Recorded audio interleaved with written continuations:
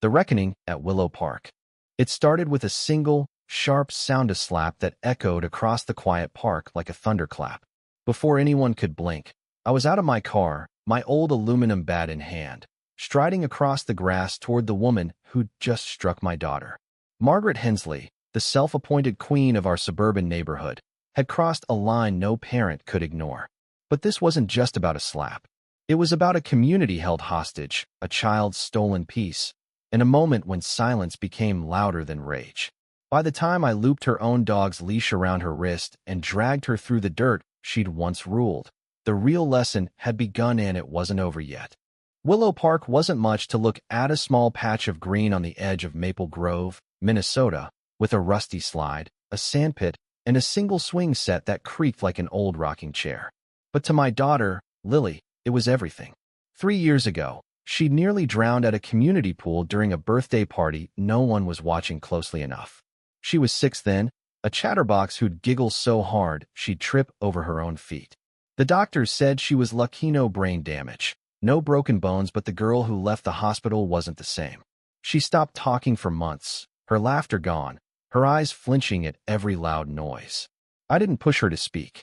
Instead, I built her a fort in our basement, strung up fairy lights, and took her to Willow Park every evening. That swing, with its chipped red seat, was the first place I saw her smile again.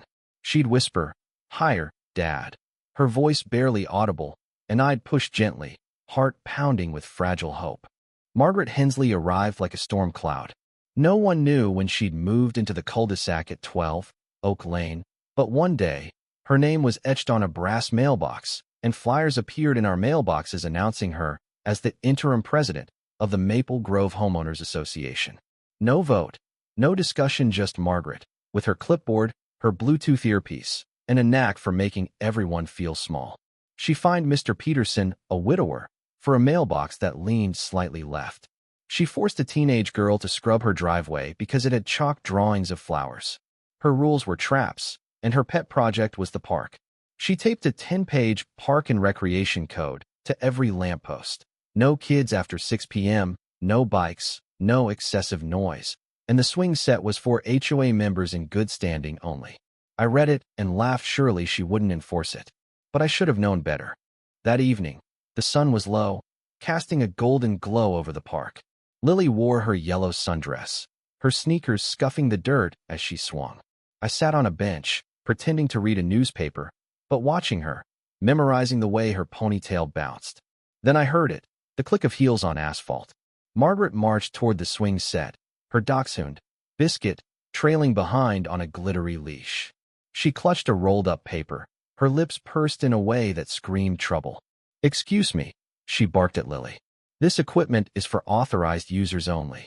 Get off." Lily froze, her hands gripping the chains. I stood, heart racing. "She's just a kid," I said, stepping forward. Margaret didn't look at me. "Rules are rules," she snapped, yanking the swing's chain. Lily slipped, catching herself before she fell. "Didn't your father teach you to listen?" Margaret hissed.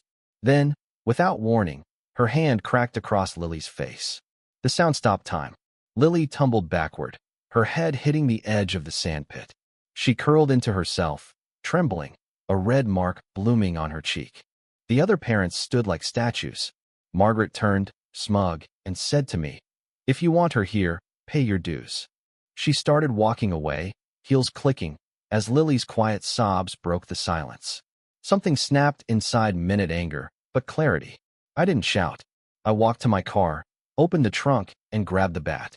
I wasn't thinking about consequences, only about the monster who'd just hurt my child. I crossed the park, bat in hand. Margaret saw me coming and smirked. "Touch me, and I'll sue you into the ground," she said, raising her phone. "I'm recording." I didn't speak. I swung the bat, smashing her phone into pieces. She gasped, clutching her hand. The second swing hit her knee. She collapsed, screaming, as Biscuit barked and backed away. "You don't touch my daughter," I said, voice low. "You don't look at her. Ever."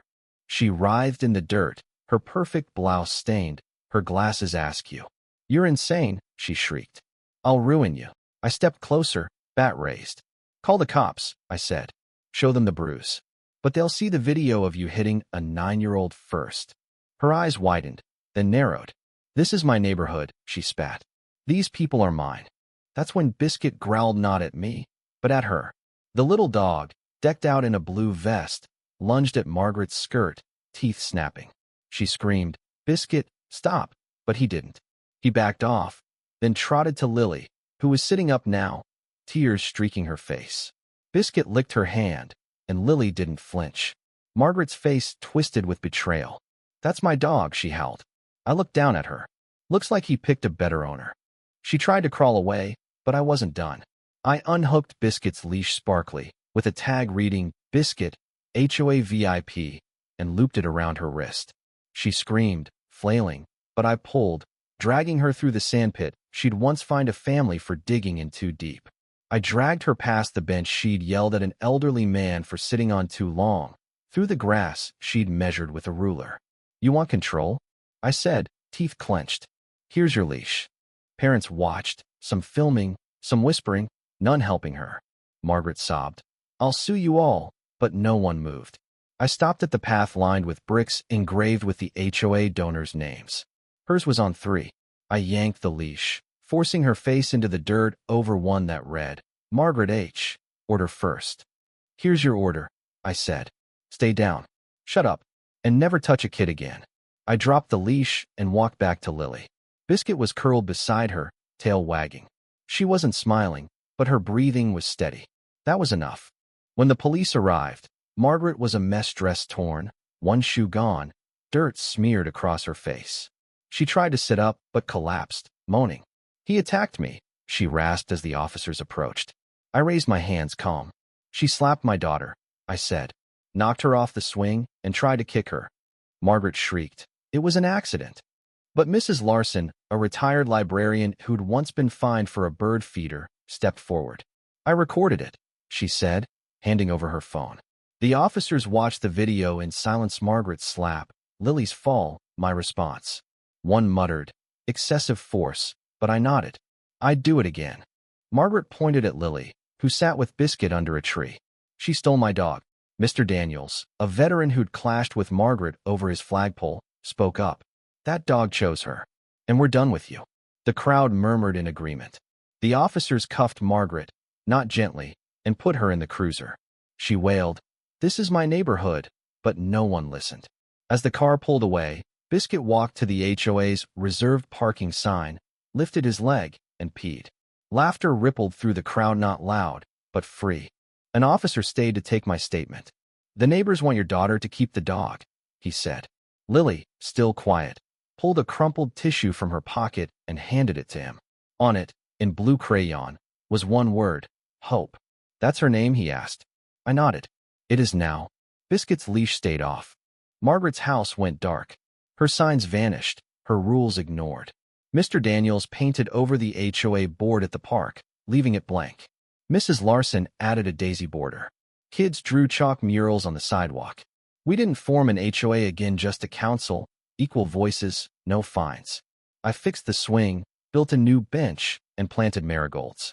Hope was always with me, sometimes on her scooter, sometimes with Biscuit.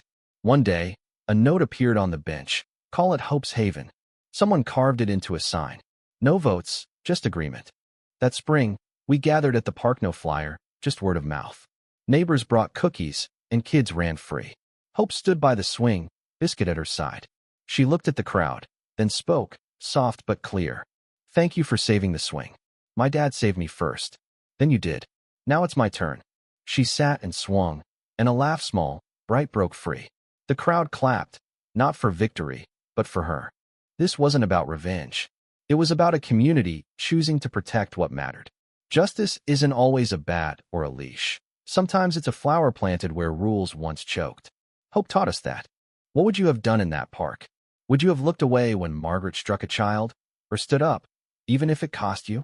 Share your thoughts below on violence, injustice, or what you do to protect someone you love. Drop a comment, take a stand, and let's keep this story alive.